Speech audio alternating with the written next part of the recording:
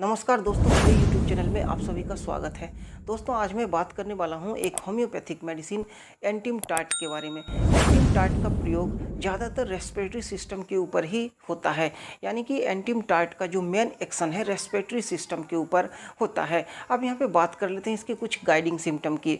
अगर इसके एंटिमटार्ट के अगर गाइडिंग सिम्टम की बात की जाए तो आप देखेंगे इसमें एंटिमटार्ट का जो पेशेंट होता है इनके अंदर काफ़ी वीकनेस होता है, यानी कि डेबिलिटी होता है, दुर्बलता जो है इनके अंदर काफ़ी होता है। इसके साथ साथ ड्राउजीनेस यानी कि स्लीपी फीलिंग, बार बार इनको नींद आना, ये इस तरह का जो सिम्टम है एंटिमटार्ट के पेशेंट में देखने को मिल सकता है। इसके अलावा अगर दूसरे गाइडिंग सिम्टम की बात की जाए तो आप देखेंगे rattling sound in the chest with little expectoration, यानी कि आप कह सकते हैं उनके चेस्ट में जो है एक घड़घड़ाहट जैसा शब्द साउंड होता है और जैसे लगता है कि उनके अंदर यानी कि चेस्ट के अंदर जो बहुत सारा म्यूकस जमा हुआ है, बहुत कोशिश करने के बाद भी थोड़ा बहुत म्यूकस बाहर आता है। इस तरह का जो सिम्टम है आपको एंटिमटार्ट के पेशेंट में देखने को मिल सकता है। इसके अलावा दूसरे गाइडिंग सिम्टम की बात की जाए तो आप देखेंगे एंटिमटार्ट का जो पेशेंट है उनका आई जो होता है श्रंकन आई होता है, अंदर की तरफ धंसा हुआ होता है। इसके अलावा अगर दूसरे गाइडिंग सिम्टम की बात की जाए तो आप देखेंगे मुखमंडल नीला होता है। इसके साथ साथ कोल्ड फेस, यानी कि फेस जो होता है कोल्ड फेस होता है, ब्लू होता है और पेल होता है। इसके अलावा अगर दूसरे गाइडिंग सिम्टम की बात की जाए तो आप देखेंगे एंटिमटार्ट के पेशेंट में कवर्ड विथ कोल्ड स्वेट, यानी कि ठंडा पसीना उनको आता है। इसके अलावा दूसरे गाइडिंग सिम्टम की बात की जाए तो आप देखेंगे एंटिमटार्ट का जो पेशेंट होता है उनका टंग जो होता है कोटेड होता है, white in the middle of the tongue, यानी कि जीभ के बीच में सादा और रेड एज और साइड में जो है रेडनेस बना हुआ होता है।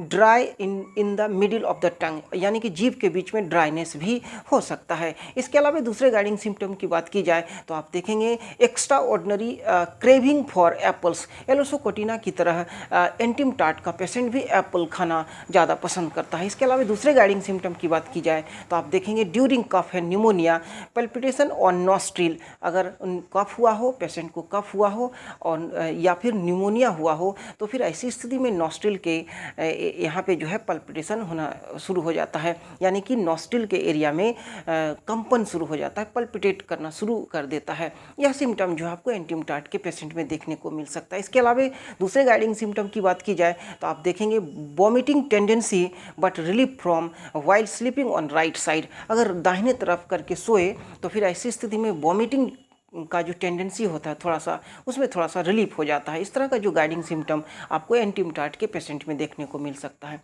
दोस्तों, हम यहाँ पे बात कर लेते हैं कुछ एंटिमटार्ट के क्लिनिकल सिम्टम की। ब्रोंकाइटिस और निमोनिया में बहुत ज़्यादा एंटिमटार्ट का प्रयोग किया जाता है। अगर इसके सिम्टम की बात की जाए तो आप देखेंगे ब्रोंकाइटिस में या फिर निमोनिया में वीकनेस बहुत ज़्यादा बना हुआ रहता है एंटिमटार्ट के पेशेंट में। इसके अलावा ड्राउजीनेस होता है, यानी कि नींद, बार बार नींद आना, इस तरह का सिम्टम जो है आपको एंटिमटार्ट के पेशेंट में देखने को मिल सकता है। इसके अलावा अगर दूसरे गाइडिंग सिम्टम की बात की जाए तो माइल्ड फीवर होता है, यानी कि हल्का फीवर भी रह सकता है। इसके साथ साथ सांस लेने में काफ़ी कठिनाई होता है। इसके अलावा अगर दूसरे गाइडिंग सिम्टम की बात की जाए तो आप देखेंगे सांस लेने में इतना ज़्यादा कठिनाई होता है कि उसके कपाल के ऊपर, फोरहेड के ऊपर थोड़ा थोड़ा बूंद बूंद जैसा पसीना आने लगता है। इसके अलावा दूसरे गाइडिंग सिम्टम की बात की जाए, इसके अलावा दूसरे सिम्टम की बात की जाए निमोनिया और ब्रोंकाइटिस में तो आप देखेंगे चेस्ट में म्यूकस काफ़ी जमा हुआ होता है और म्यूकस की वजह से रेटलिंग साउंड चेस्ट से आना शुरू हो जाता है। इसके अलावा दूसरे सिम्टम की बात की जाए तो आप देखेंगे चेस्ट में और गले में बहुत ज़्यादा म्यूकस जम जाता है, बहुत ज़्यादा म्यूकस जमा हुआ है, इस तरह का अनुभव पेशेंट करने लगता है और बहुत कोशिश करने के बाद थोड़ा बहुत एक्सपेक्टोरेशन होता है, यानी कि थोड़ा बहुत कफ डिस्चार्ज होता है। इस तरह का सिम्टम जो है निमोनिया और ब्रोंकाइटिस में एंटिमटार्ट के पेशेंट में देखने को मिल सकता है। इसके अलावा दूसरे सिम्टम की बात की जाए तो देखेंगे पल्स स्लो हो जाता है और कोल्ड बॉडी, यानी कि बॉडी जो है उनका शरीर जो है थोड़ा ठंडा पड़ जाता है। इसके साथ साथ ओठ नीला, लिप जो है ब्लू हो जाता है, थ्रस्टलेस रहता है एंटिमटार्ट का पेशेंट, यानी कि उनको प्यास थोड़ा कम लगता है और इसके साथ साथ विषादग्रस्त हो जाता है। एंटिमटार्ट के दूसरे क्लिनिकल सिम्टम की बात की जाए तो एंटिमटार्ट का प्रयोग बैड इफेक्ट ऑफ वैक्सीनेशन में भी बहुत ज़्यादा प्रयोग किया जाता है, जैसे थुजा का प्रयोग किया जाता है, साइलिसिया का, या फिर बेसिलिनम का जिस तरह से बैड इफेक्ट ऑफ वैक्सीनेशन में प्रयोग किया जाता है, इसी तरह से एंटीम टार्ट का भी बैड इफेक्ट ऑफ वैक्सीनेशन, यानी कि वैक्सीनेशन की वजह से अगर किसी तरह का प्रॉब्लम हो तो फिर ऐसी स्थिति में भी एंटीम टार्ट का प्रयोग किया जाता है। अगर इसके सिम्टम की बात की जाए तो सिम्टम डेबिलिटी यानी कि वीकनेस काफ़ी बना हुआ रहता है, ड्राउजीनेस यानी कि उनको बार बार नींद आना, स्लीपी फीलिंग उनको होता है। इसके साथ साथ वार्ट होता है। एंटीम टार्ट का पेशेंट जो है उसको जहाँ तहाँ वार्ट हो जाता है, ग्लांस पेनिस के ऊपर भी वार्ट हो जाता है। ओडेमा हो यानी कि कहीं पे फूल जाए, पैर फूल जाए या किसी भी जगह पे बॉडी अगर फूल जाए तो फिर ऐसी स्थिति में एंटीम टार्ट का प्रयोग किया जाता है। ओडेमा हो, बैड इफेक्ट ऑफ वैक्सीनेशन की वजह से अगर ओडेमा हो जाए या फिर इम्पेंडिंग पैरालिसिस ऑफ लंग्स हो, यानी कि ऐसा अनुभव हो जैसे लंग्स में पैरालिसिस होने वाला हो, तो फिर ऐसी स्थिति में एंटीम टार्ट का प्रयोग किया जाता है।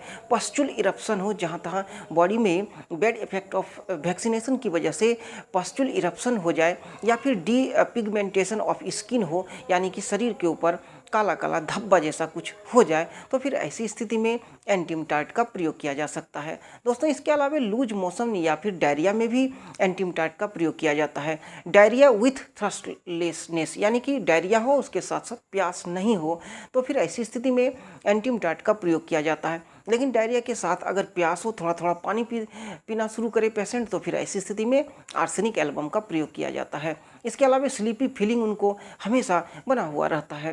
दोस्तों इसके अलावा और दूसरे क्लिनिकल सिम्टम की बात की जाए तो एंटीम टार्ट का प्रयोग जो है हैप्पीनेस ऑन कॉक्सिक रीजन, अगर कॉक्सिक रीजन में हैप्पीनेस हो, कॉक्सिक रीजन में अगर भारीपन हो, तो फिर ऐसी भारीपन अनुभव हो, तो फिर ऐसी स्थिति में एंटीम टार्ट का प्रयोग किया जाता है। इसके अलावा कॉक्सिक रीजन में अगर पेन होता हो तो फिर ऐसी स्थिति में हाइपेरिकम का प्रयोग किया जाता है, और फिर कॉक्सिक रीजन में अगर ईचिंग हो तो फिर ऐसी स्थिति में बोविस्टा का प्रयोग किया जाता है।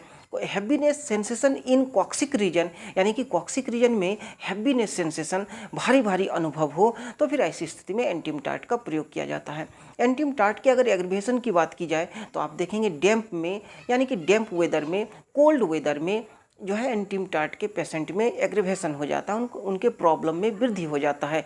लाइंग डाउन एट नाइट, रात में सोने से या फिर वार्म रूम से या फिर change of weather in spring season में, बसंत काल में अगर चेंज ऑफ वेदर हो, आबो हवा में वेदर में चेंजिंग हो, तो फिर ऐसी स्थिति में जो है एंटीम टार्ट के पेशेंट में एग्रीवेशन हो जाता है, जैसे कि कैलिसल्फ और नेट्रम सल्फ में होता है। इसके अलावा अगर इसके एमुलेशन की बात की जाए, इसके रिलीफ की बात की जाए तो एंटीम टार्ट के पेशेंट में आप देखेंगे कोल्ड ओपन एयर से, यानी कि ठंडी हवा से इनको थोड़ा आराम होता है। सिटिंग अपराइट से भी इनको आराम होता है, और एक्सपेक्टोरेटिंग यानी कि कफ डिस्चार्ज करने से भी इनको आराम होता है। लाइंग ऑन राइट साइड, दाहिने तरफ करके अगर सोए तो फिर ऐसी स्थिति में एंटीम टार्ट के पेशेंट में जो है रिलीफ होता है। यह सिम्टम जो है टेबेकम में भी देखने को मिलता है। दोस्तों ये था कुछ इंपॉर्टेंट सिम्टम एंटीम टार्ट के बारे में।